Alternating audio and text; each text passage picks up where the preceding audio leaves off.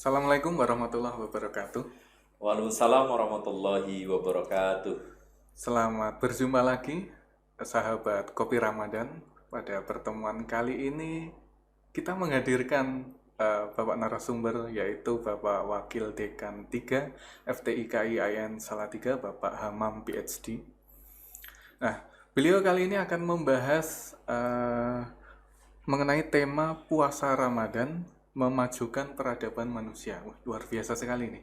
Nah, Bapak Hamam ini barangkali mungkin bisa memberikan kalimat pembuka terlebih dahulu untuk menjawab sebenarnya apa sih ciri dari peradaban Islam yang maju atau yang unggul itu. Monggo dipersilahkan Bapak. Baik, terima kasih.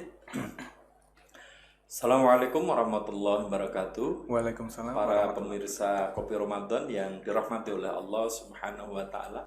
Alhamdulillah kita berjumpa kembali dengan kegiatan yang sangat bermanfaat yang diselenggarakan oleh Fakultas Tarbiyah dan Ilmu Keguruan IAIN Salatiga yang insya Allah akan bertransformasi menjadi UIN Salatiga. Terima kasih Mas Yogi sudah melempar satu pemantik yang menurut saya sangat penting. Saya akan berangkat, kenapa tema ini saya sampaikan, karena biasanya kita itu berpuasa lebih kepada menyembah egosentris, jadi ingin mendapatkan ampunan Allah Subhanahu wa taala, karena memang dalilnya juga jelas man shoma ramadhana imanan wahtisaban ghufira lahu ma taqaddama min dzambi. Nah, idealnya justru puasa yang baik yang dituntunkan oleh syariat Islam, yaitu puasa yang berorientasi kepada perubahan spiritual dan perubahan sosial. Khususnya adalah membentuk akhlakul karimah, karena memang sudah digembleng dengan pengendalian diri melalui puasa. Adapun untuk tujuan puasa adalah memperoleh derajat atau karakter mutakin. Nah, inilah yang nanti akan saya bahas. Luar biasa sekali. Bahwasanya peradaban Islam yang maju atau yang unggul itu ternyata memang sedikit demi sedikit dikembangkan dari setiap puasa Ramadan.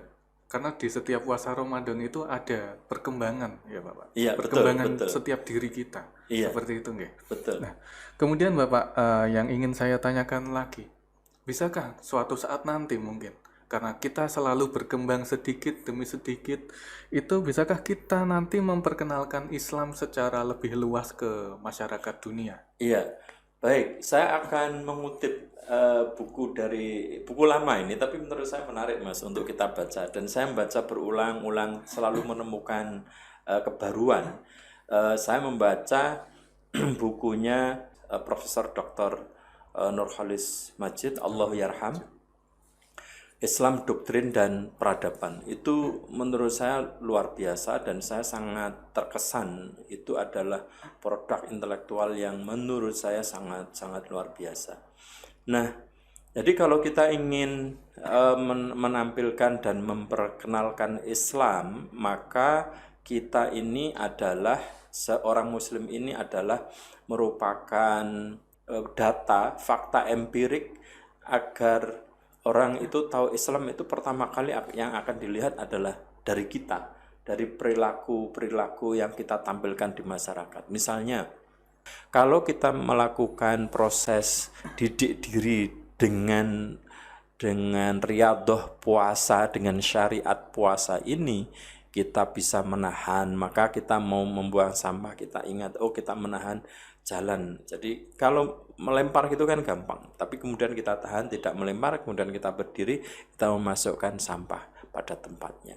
Atau perilaku-perilaku lain yang berbasis pada pengendalian diri, misalnya kita antri. Nah, biasanya kan ada sindiran, kalau kita ingin menjadi negara maju, kita harus bisa menjadi orang yang antri. Kalau di Indonesia sudah pinter antri minyak goreng kira-kira. Sekarang udah dididik oleh pemerintah untuk antri dengan minyak goreng.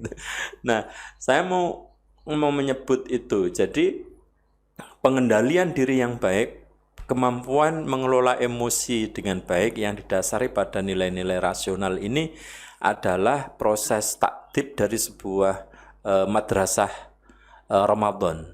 Jadi itulah nanti yang akan dikenal oleh orang, oh itulah Islam, itulah Muslim. Jadi misalnya dulu ada kesan yang positif tentang Indonesia oleh Robert W. Hefner, itu mengatakan the smiling face of Indonesia. Dia mengatakan bahwa Indonesia itu secara ekonomi juga masih tidak maju amat, teknologi tidak maju amat, tapi kok kelihatan happy itu dengan menjadi negara yang memiliki karakter smiling face. Nah, ini kan luar biasa. Artinya kenapa orang mampu tersenyum? Artinya dia sudah selesai dengan dirinya sendiri, Mas. Jadi dia mampu memaafkan masa lalunya, dia bisa menikmati hidupnya, dan kemudian dia bisa memberikan kesan yang positif kepada orang lain. Sebagaimana firman sabda Rasulullah sallallahu alaihi wasallam, tabassumuka fi wajhi akhika shadaqah.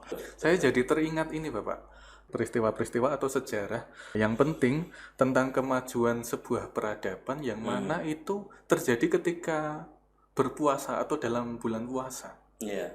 Nah, yang menarik dari bulan puasa ini, terutama bulan puasa di bulan suci Ramadan, itu adalah ada satu momen yang disebut dengan nuzulul Quran.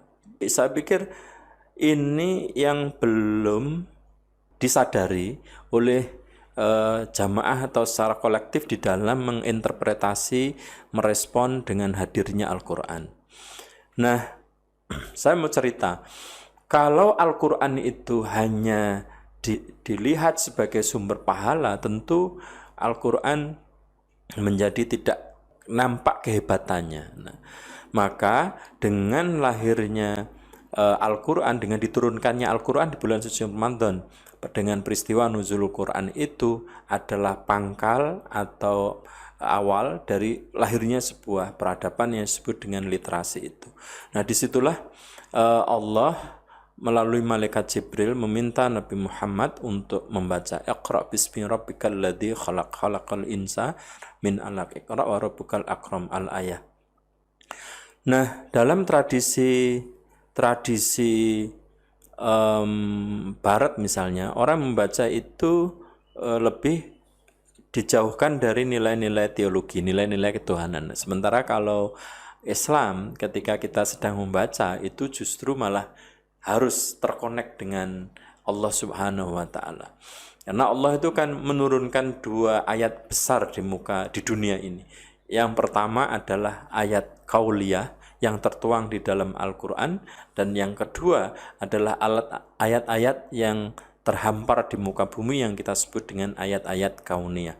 Maka tradisi literasi membaca dalam makna mengekspresikan dan menangkap pesan dari wahyu yang berupa Al-Quran, atau ekspresi pikiran, merespon, refleksi atas ayat-ayat Allah yang terhampar di muka bumi.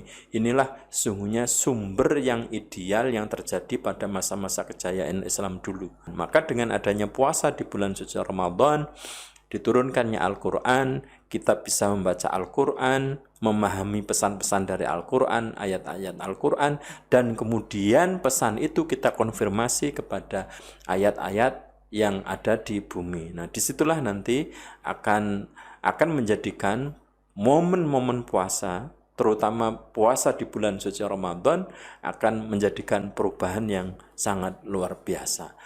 Oke, terima kasih Bapak. Ternyata literasi itu teorinya bermula dari agama Islam. Menurut Jadi, saya ya, tentu ada teori yang lain. Luar biasa sekali. Pertanyaan terakhir nih Iya, Bapak. silakan. Kontribusi, barangkali ada kontribusi mahasiswa dalam mengembangkan masyarakat Islam yang berkemajuan. Iya. Wah, ini penting. Jadi gini, Islam menurut Cak Nur itu kan ada Islam, ada doktrin, ada peradaban. Nah, di Islam itu adalah sistemnya, doktrin itu adalah ajarannya, peradaban itu adalah hasil dari sebuah implementasi dan eksperimentasi di masyarakat. Nah, ini kan berarti yang tidak disebut di situ kan ada aktor. Nah, dalam konteks mahasiswa Islam itu kontribusinya sangat luar biasa.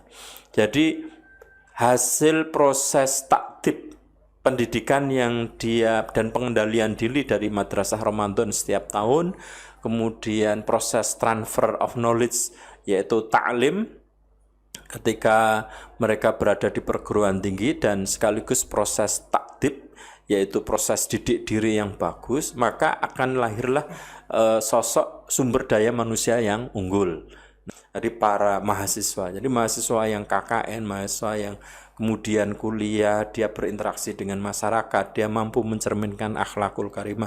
Ini menjadi anak panah, menjadi sales atau menjadi marketing, bagaimana kontribusi dia di masyarakat, dan ketika nanti dia menjadi pimpin itu malah luar biasa. Dia akan menjadi penentu sebuah kebijakan. Maka ini momen yang penting bagi kita untuk terus mendampingi mahasiswa, baik di dalam Ramadan secara khusus seperti bulan ini maupun bulan-bulan pada umumnya. Terima kasih Bapak. Sahabat Kopi Ramadan, mudah-mudahan kita bisa mengambil hikmah dari pertemuan kita kali ini. Saya ucapkan terima kasih. Wassalamualaikum warahmatullahi wabarakatuh.